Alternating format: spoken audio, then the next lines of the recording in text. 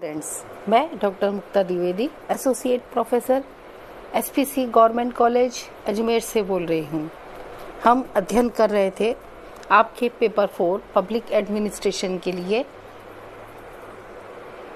Public account committee या लोक लेखा समिति के बारे में। तो आज हम अध्ययन करेंगे लोक लेखा समिति के अधिकार और कर्तव्य क्या हैं।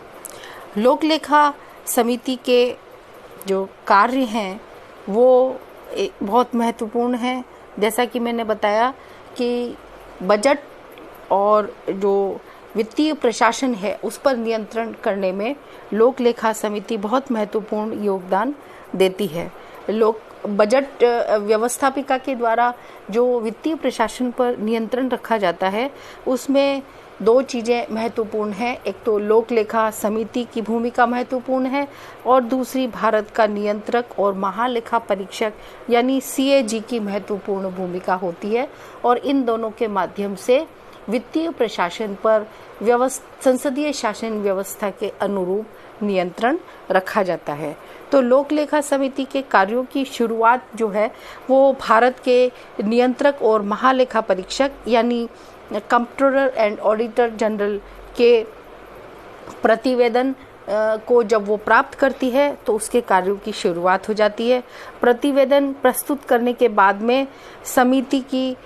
लोक लेखा समिति की एक अनौपचारिक बैठक होती है जिसमें महालेखा परीक्षक समिति को अपने प्रतिवेदन में उसने जो भी बहुत मुख्य महत्वपूर्ण मुद्दे उठाए हैं उस संबंध में वो उसकी पृष्ठभूमि बताता है लोक लेखा समिति को और पृष्ठभूमि स्पष्ट करता है और उसके अंदर जो भी निहित गंभीर अनियमितताएं बरती गई है ब्यूरोक्रेसी के माध्यम से या ब्यूरोक्रेसी के द्वारा उस बात की वो पूरी जानकारी लोक लेखा समिति को देता है और वो समिति को ये बताता है कि विचारणीय बिंदुओं को किस तरह से विचार किया जाए और इस संबंध में वो उसकी एक तरह से लिस्ट बनाने में मदद करता है कि कौन कौन से बिंदुओं पर लोक लेखा समिति को बहुत महत्वपूर्ण तरीके से और गंभीर तरीके से विचार विमर्श करना चाहिए। और इस लिस्ट में विभागों और मंत्रालयों के अधिकारियों से स्पष्टीकरण मांगा जाता है कि उन्होंने ये कार्य कैसे किया है और जो विभाग और मंत्रालय के अधिकारी हैं उनसे कौन कौन से प्रश्न पूछने चाहिए यानी लॉजिकल सीक्वेंस ऑफ आर्ग्यूमेंट्स ये जो इस बनाने में सीएजी लोक लेखा समिति की मदद करता है और साथ में वो अपनी राय भी बताता है कि इस संबंध में उसकी अपनी ऑफिस की क्या राय है। तो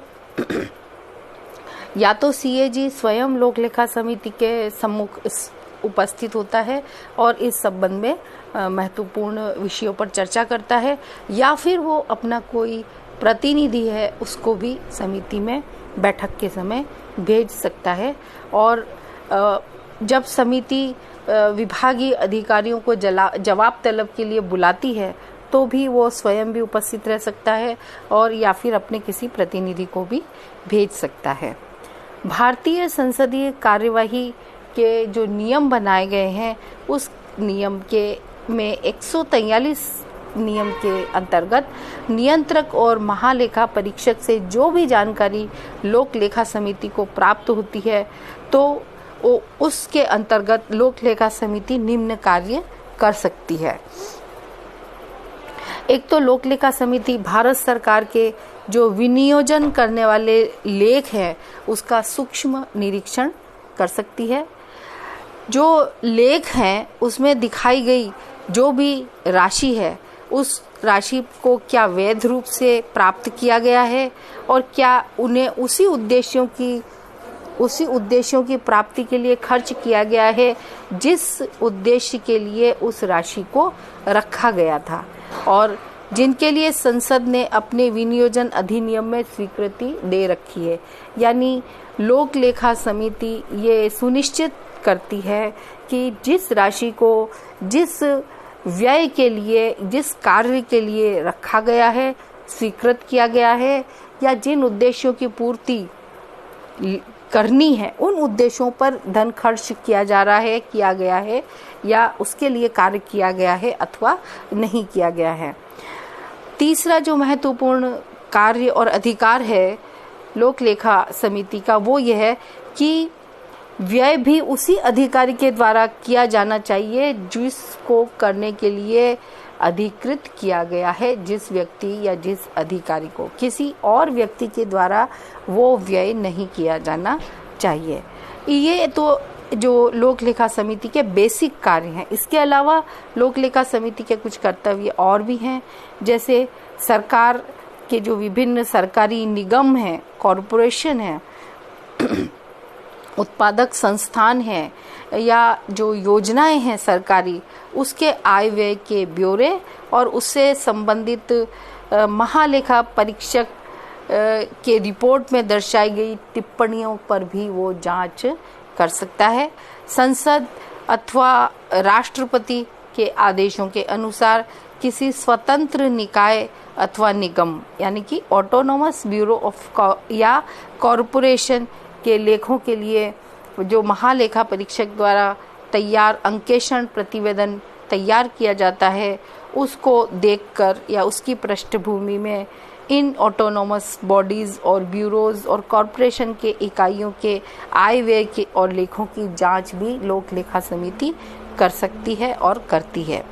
राष्ट्रपति के विशेष निर्देश के द्वारा नियंत्रक और महालेखा परीक्षक की ओर से किसी भंडार की जांच के लिए अगर कोई प्रतिवेदन सीएजी के द्वारा तैयार किया गया है तो लोक लेखा समिति उस पर भी विचार करती है, यानी स्टोर और स्टॉक्स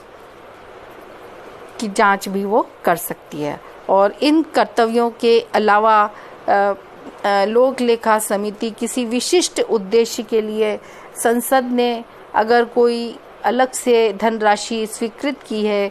और किसी वित्तीय वर्ष में अधिक धनराशि खर्च किए जाने की स्थिति बन गई है तो उसके लिए भी जांच की जिम्मेदारी लोक लेखा समिति को सौंपी जाती है। तो स्पष्ट है कि लोक लेखा समिति बहुत ही महत्वपूर्ण कार्यों को संपन्न करती है। लोक लेखा समिति के माध्यम से पार्लियामेंट के द्वारा लोक वित्त पर महत्वपूर्ण नियंत्रण रखा जाता है।